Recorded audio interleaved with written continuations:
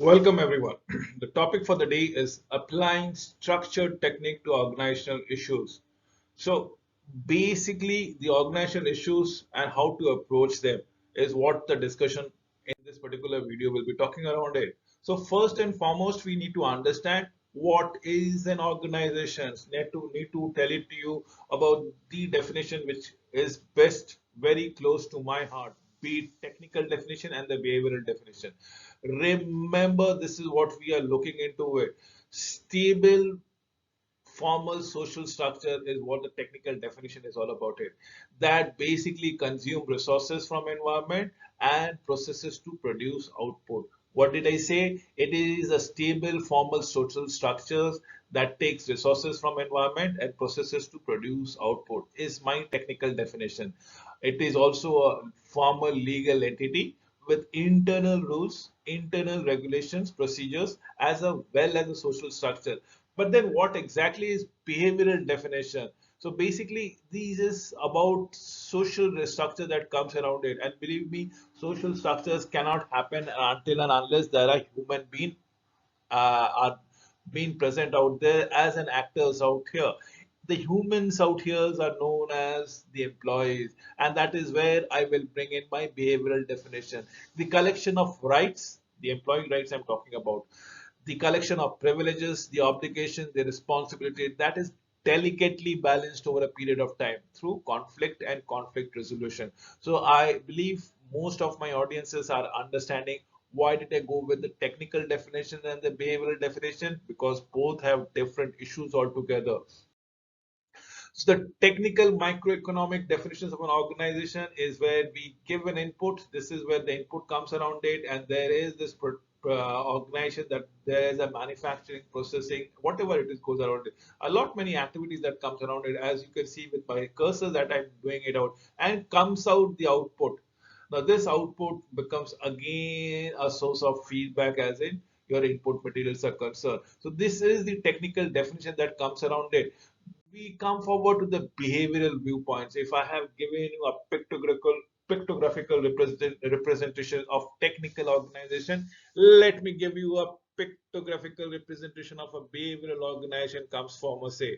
Remember, from the external and resources, that is the citizens of the country would forms the basis for your employees, right? So this is where the formal organization is concerned, where there are employees based of hierarchy, divisions of labor, rules and procedures, business processes, cultures.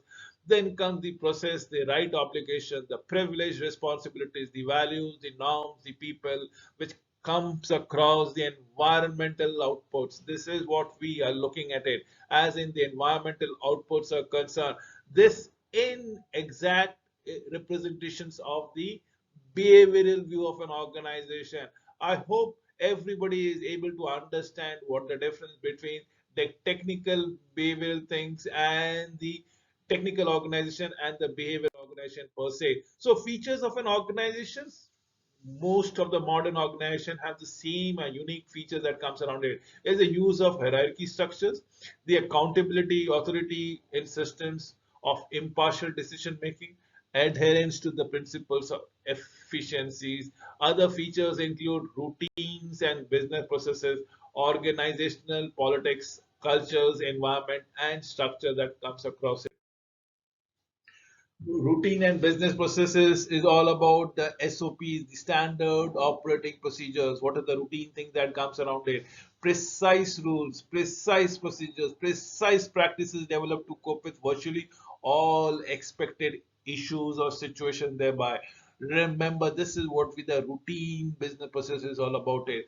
Where the business processes is collection of the routines and the business forms the collection of the business process thereby. I hope I'm able to understand, clarify what exactly an organization would be going around it, and what are the various issues that can crop up as from time to time. Remember, this is a business firms, and these are the routine business procedures that comes around it. An individual, let's say a managing director, if you want to go around it, he has to talk to the production guy, he has to talk to the marketing fellow, he got to talk to the finance fellow, he has to talk to the security fellow, if you think he is of vital importance or a position of a higher echelon, let us talk about a small executive. When an executive has to take salaries from the finance guy, the executive has to report to the functional guy as for the orders are concerned. The executive has to inform the admin fellow as to the procedures of everything that comes around it, his conduct, and so on and so forth. The executive guy will have to adhere to the information technologies department or the security department as well of whatever parameters are removed. So believe me, everybody is tied up, and these are nothing but routine business processes and the firm that has happens around it. When there are people tied up to the different sets of department and organization comes in, politics, divergent viewpoints.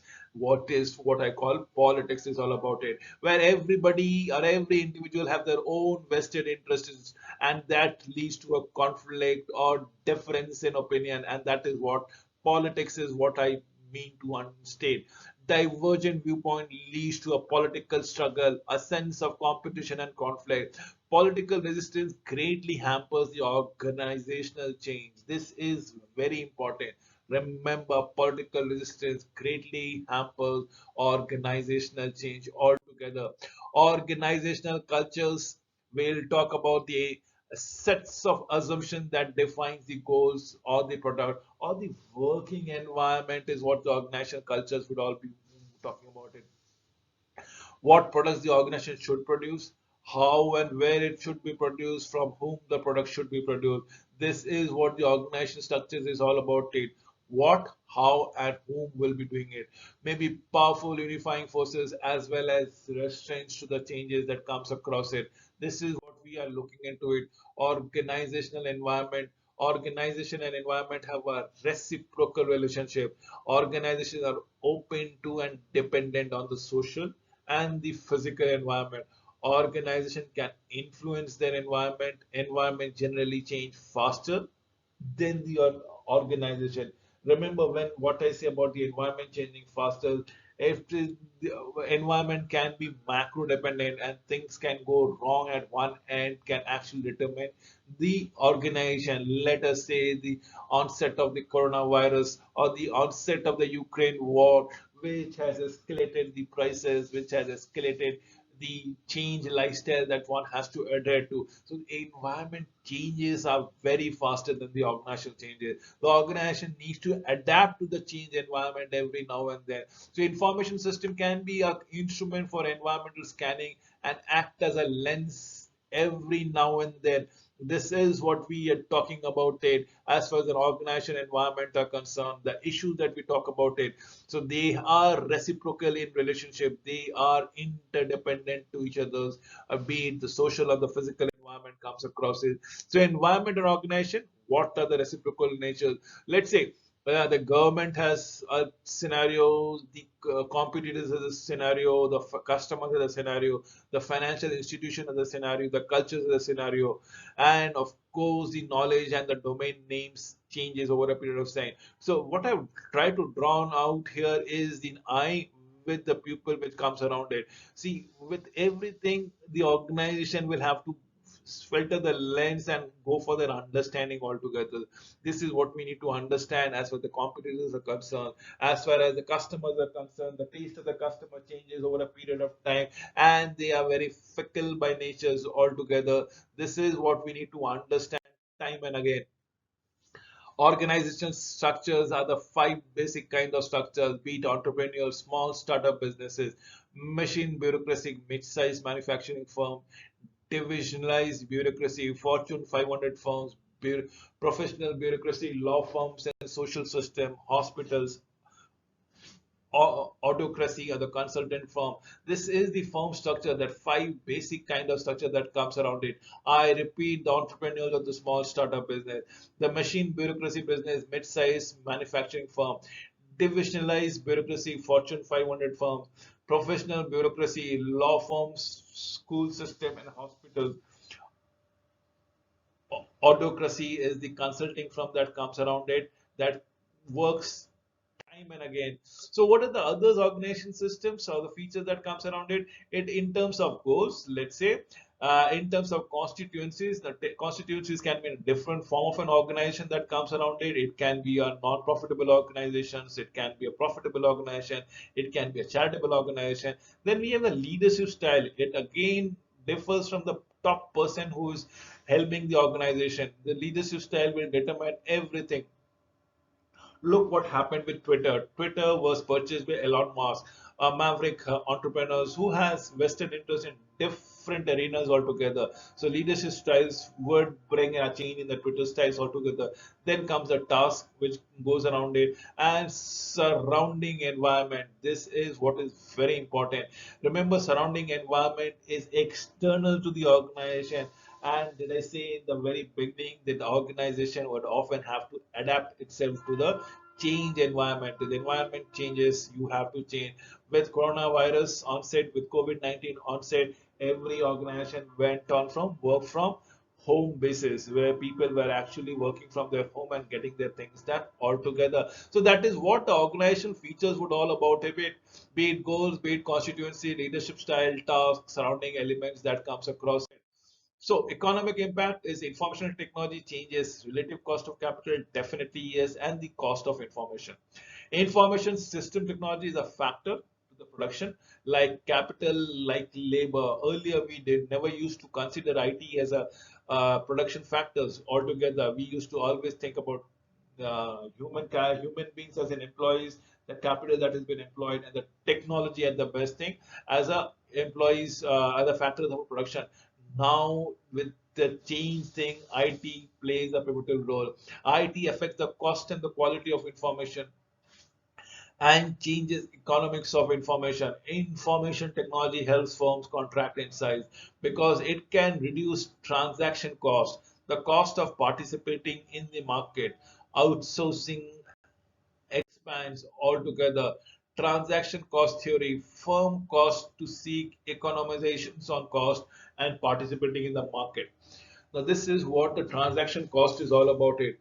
IT lowers market transaction cost for the firms, making it worthwhile for firms to transact with other firms rather than the grow in the number of the employees that comes across it. This is what is very, very important. So transaction cost theory plays a pivotal role. Organization and behavioral impact, IT, information technology, has been found to flatten organization. Now everything is accessible to everyone in an organization. So decision making is pushed to the lower levels. Since data, information is available, you are supposed to react instinctively as to how the organization needs to be carried forward altogether. So fewer managers needed nowadays since everybody is having it. IT enables faster decision making and increasing span of control. Post-industrial organization flattened because in a post-industrial society, authorities increase relies on knowledge, competence rather than formal position. This is what is very important as far as organizational issues are concerning. So we are talking about structural techniques and IT plays a pivotal role. Look what is happening within IT, the flattening of the organization with the number of levels one, two, three, four, and five been reduced to one, two, three. So a traditional organization with many multiple levels are often reduced to a flattening organization where people can actually access to it. So remember, in this particular levels, we require a lot of managers, supervisory position. Out here, we don't because everything is accessible and they can go across and do the work on their own altogether. Organizational resistance to change, information system become bound up in organizational politics because they influence access to the key information. Information system potentially changes an organizational structure, culture, politics, and work. Most common reason for failures of large project is due to the organization and political resistance. Remember, this is what we are looking at it. The organizational resistance to change is all we are wondering for. Then comes the organizational resistance and mutually adjusting relationship between technology and the organization. We talk about the technology, the tasks, the people, the structure that comes across it. This is the organizational resistance. Now, in terms of people, in terms of structures, in terms of technology and tasks, if things can be transparent enough, the mutually adjusting relationship happens. And that is what the applying structuring technique is all about it. The internet, with the advent of internet, things have become much more feasible. I did not say easy, I said feasible. Now, every attitude, every organization has an option of utilizing the power of internet to increase the accessibility, the storage, the distribution of information and knowledge for organization. The internet can lower transaction and agency cost by leaps and bounds. Large firm delivers internal manuals to employees, while intranet saving millions of dollars in distribution cost. Nowadays, earlier there were notices and circulars to be circulated in the offices. Notice board was to be seen. It actually hardly happens with a modern age organization where everything can be served on your screen itself, either through a wire mail or through the post or the dashboard that the company could have it in their own work area or the application that they work around it. So the intranet helps a lot. Central organizational factor considers one planning a new system is the environment, the structures, the hierarchy, specialization, the routine, the business process, the cultural and politics, types of organization, the style of leadership, the main interest groups affected by system, attitude, and of the end user. This is what we are talking about it. The tasks, the decision, the business process, the system that will assist around it. This is the organization, the central organization that comes around it. Again, repeating it out for your understanding. I am pointing it out as an environment, the structures, the cultural politics, the type of organization, the interest groups, and the decision taking abilities, which is decentralized or centralized. Repeating it for your understanding works is on environment, structures, cultural politics, the types of organization, the leaders, the interest groups, and the decision-making capabilities. The core competency is activity for which firm is a world-class leader, the unique sales proposition, the core competencies, the sustainable competitive advantages. It can be based on knowledge, experience, or sharing this across the business unit. I'll give you an example of Procter and Gamble's intranet directory of subject matters expert, SME, what we call around here. So network based strategies is taking advantage of firm abilities to network with each others in terms of network economics and virtual company models that can be applied on a structural techniques altogether. Network economics, traditional economics, law of diminishing return. The more any given resource is applied to a production, the lower the marginal gain in the output until a point is reached where additional input produces absolutely no impact, no additional outputs altogether. That is what the traditional economics would be talking around it. Network economics, on the other hand, will say marginal cost of adding a new participant almost is zero with much greater marginal gain. Value of community grows with size, with leaps and bounds. Value of the software goes as installed customer bases grows around here. This is what we are looking at it. So what is the virtual company strategies? Virtual company strategy uses networks, and this might not be internet. It can be intranet also to ally with other companies to come to create and distribute products without being limited to a traditional organizational boundaries of physical location. When it comes to traditional with a geographical location, you are not bounded by geographical location. It is not intranet, it will always be internet. So intranet can be organized or be utilized within the organization, and intranet with outside participating organization located in different locations geographically. So that is what we are looking into it all together. We have very glorifying example, very many things. We have Alibaba, wherein the production manager actually manages the production and shipments all together. We talk about it. So this is what we speak around. Major fashion company outsourcing all works to 7,500 suppliers, sustaining competitive advantages because the competitors can retaliate, copy strategic system. Competitive advantage is not always sustainable, so system tools may become necessary for survival. So that is what we are looking into it. Performing strategic and system analysis is what is the structure of the industry. How can we be ahead of the learning curve altogether? What are the value chain for this system? How can we monetize those value chain and be ahead of the followers or the replicators? Managing strategic transaction is what we are looking into it. Adopting strategic system requires changes in business goal, relationship with customers, suppliers, and business processes thereby.